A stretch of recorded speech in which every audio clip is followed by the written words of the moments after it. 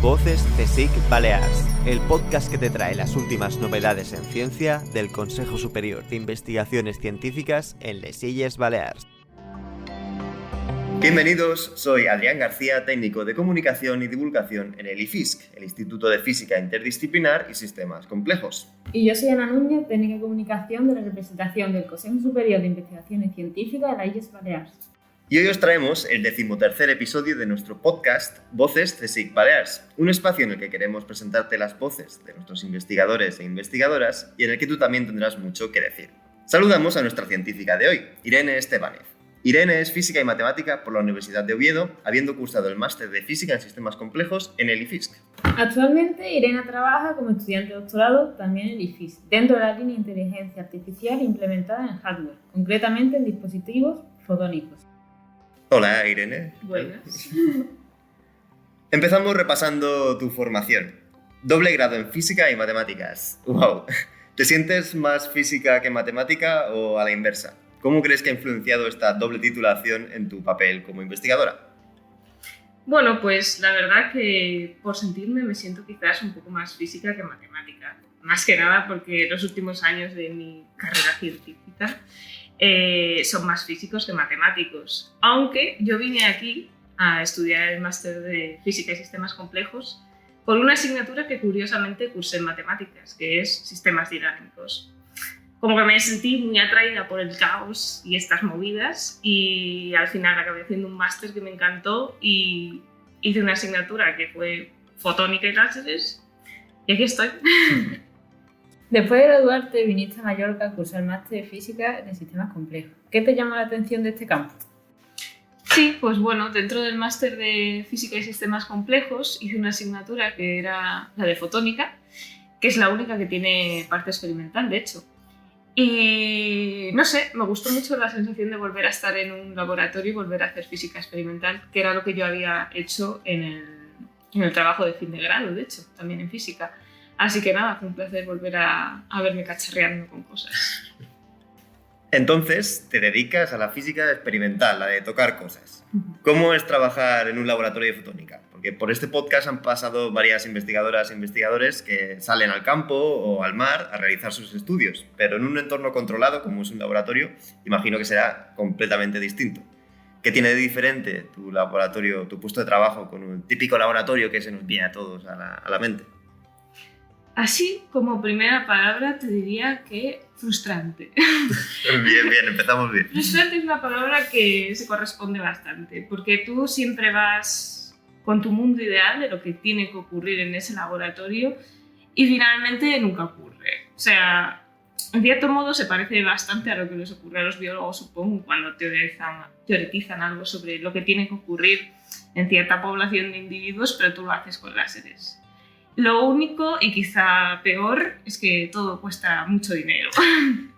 Entonces, tú estás trabajando con eso sabiendo que tienes una cierta responsabilidad para con todos esos aparatos que están a tu alrededor. Lo cual lo hace excitante a la par que estresante, pero es una combinación que a mí me funciona. Bien. Las redes neuronales y la inteligencia artificial son un campo que, aunque ya lleva un tiempo con nosotros, en los últimos años se ha ido haciendo mucho más popular a nivel de usuario.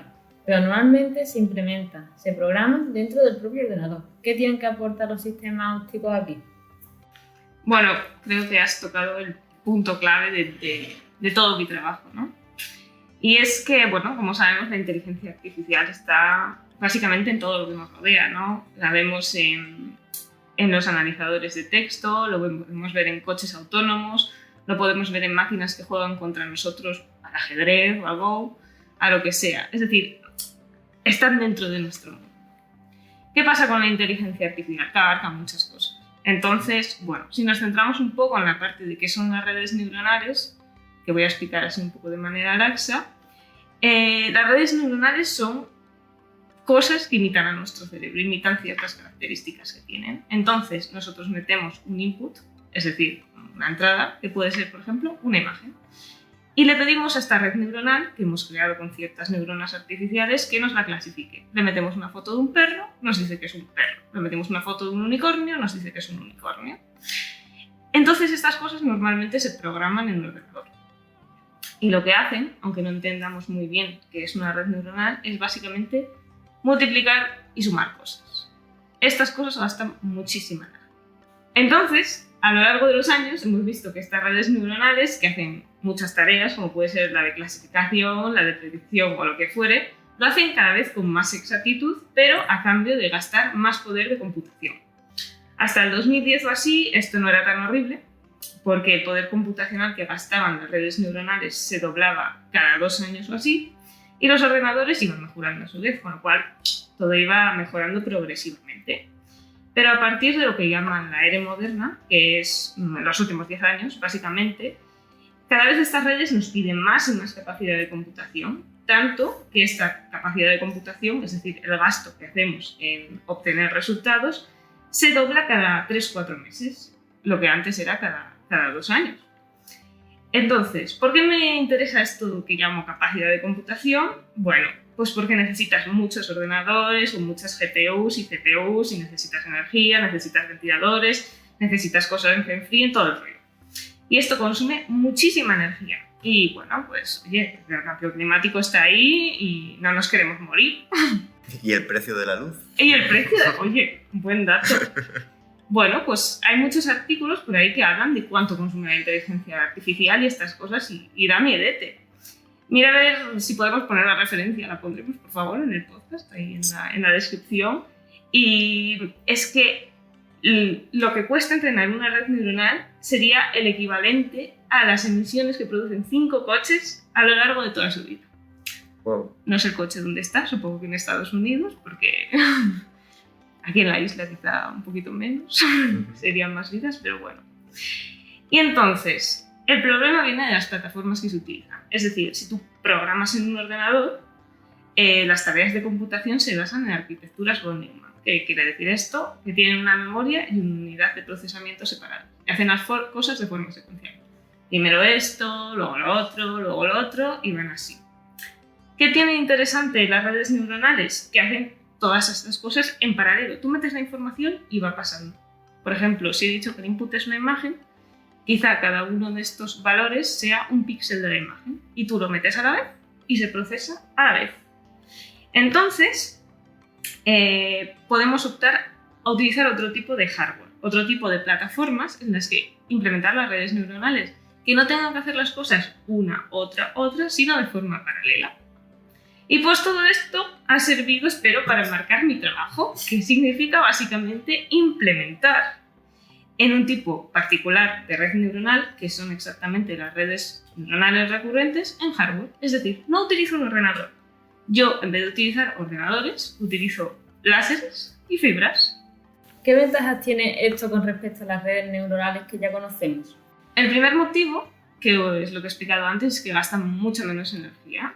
Y el segundo, además, es que no están limitadas por la velocidad de un electrón, sino por la velocidad de un fotón. Por lo cual son doblemente interesantes porque llegan a anchos de banda de hasta gigahercios, que son velocidades muy tochas, ¿vale? Ok, entiendo que tiene esos dos aspectos que son mejores, pero por otro lado imagino que implementar este tipo de redes neuronales láser es algo complicado, ¿no? Y por ejemplo, no cabrán en un smartphone o en un ordenador o en el ordenador de un coche autónomo. Pero ¿dónde podremos verlas en el futuro o para qué aplicaciones se podrían utilizar? Bueno, eso de que no caben es una cosa que todavía se tiene que estudiar, ¿sabes? Actualmente existen muchos estudios que se basan en miniaturizar estos circuitos. De hecho, se llaman Photonic Integrated Circuits o circuitos fotónicos integrados y ocupan poquísimo. Así que, quién sabe si en el futuro esto puede tener una aplicación real, quizá en nuestro smartphone. Pero todavía hay mucho trabajo que hacer en el campo. En lo que sí puede tener una salida que sería más directa, digamos, y que hemos utilizado en nuestro laboratorio, aunque quizá queda mucho para poder salir al mercado, es en la recuperación de señales ópticas. Es decir, bueno, esto no es una cosa que mucha gente sepa, pero por ejemplo, si yo mando un WhatsApp de aquí a Nueva York, mucha gente piensa que tú coges tu móvil, la señal rebota en un repetidor, se va a un satélite y va hasta Nueva York. Esto es mentira, porque normalmente lo que hacemos es que, en efecto, mandamos nuestro mensaje, llega un repetidor y de ahí coge la información, se mete en una fibra y por esta fibra llega a Estados Unidos porque hay cables tirados por ahí por el medio del océano, ¿vale? La información que está pasando por estos cables durante muchísimos kilómetros se va deteriorando. Entonces, como codificamos nosotros la información, que son ceros y unos, lo que era muy claro, un nivel que es un 0 y es un 1, pasa a no estar tan claro, se distorsiona, sufre tanto transformaciones lineales como no lineales. Entonces, a la llegada a Estados Unidos, por ejemplo, queremos recuperar la información que teníamos en la señal. Y para esto se utilizan muchas cosas, se utiliza el procesamiento digital de señales, pero también se están empezando a utilizar formas distintas de Machine Learning. Nosotros aquí utilizamos una que se llama Reservoir Computing y también se puede implementar de forma que la señal que te lleva, que es óptica, se procesa también de manera óptica. Digamos, la información llega en forma de luz y se procesa en forma de luz. Y al final acabamos detectando que son ceros y que son unos mediante estas técnicas de Machine Learning.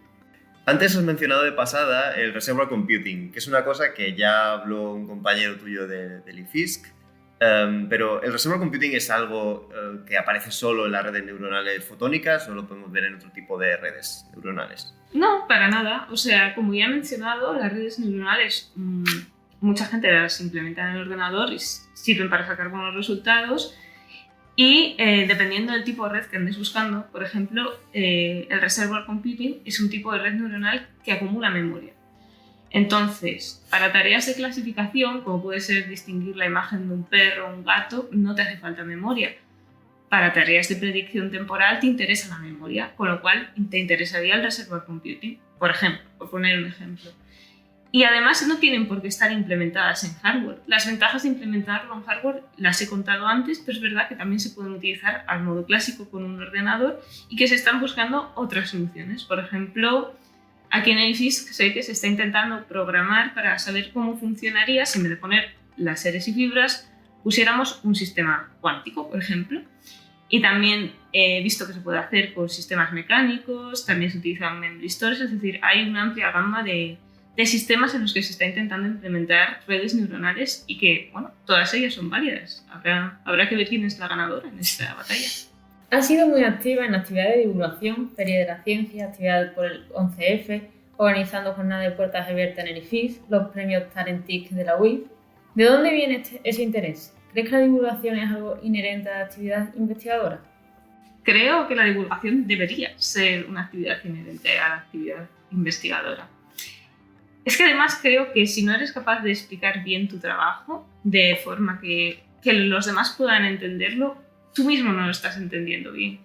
Con lo cual para mí es muy importante y yo intento hacer llegar que la gente se interese por mi trabajo, porque eso significa que yo además lo estoy entendiendo y cada vez que lo intentas explicar lo entiendes mejor. Esto es una cosa que es cierta.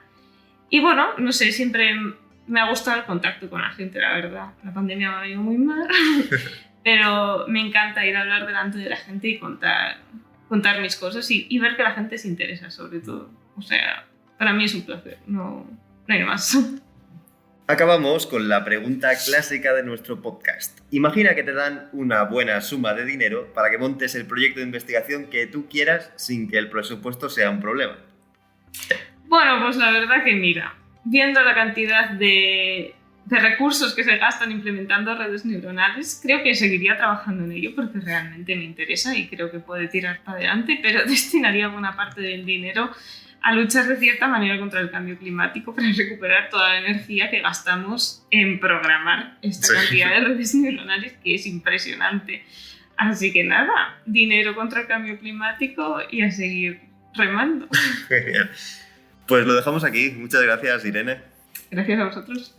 Hoy hemos aprendido cómo la fibra óptica y los láseres pueden revolucionar el campo de la inteligencia artificial. La fotónica viene pisando fuerte como una nueva forma de implementar técnicas de cálculo en hardware y abre un enorme abanico de posibilidades para una computación más rápida y eficaz energéticamente hablando. Os recordamos que la ciencia que se hace desde el Consejo Superior de Investigaciones Científicas en las Illes Baleares no para nunca. Nos seguimos escuchando. Mientras tanto, podéis seguir nuestras novedades en @CSIC-Baleares en Twitter, Instagram y Facebook. Nos vamos. Mientras, la ciencia como la vida seguirá abriéndose camino. Voces CSIC Balears, el podcast que te trae las últimas novedades en ciencia del Consejo Superior de Investigaciones Científicas en les Illes Balears.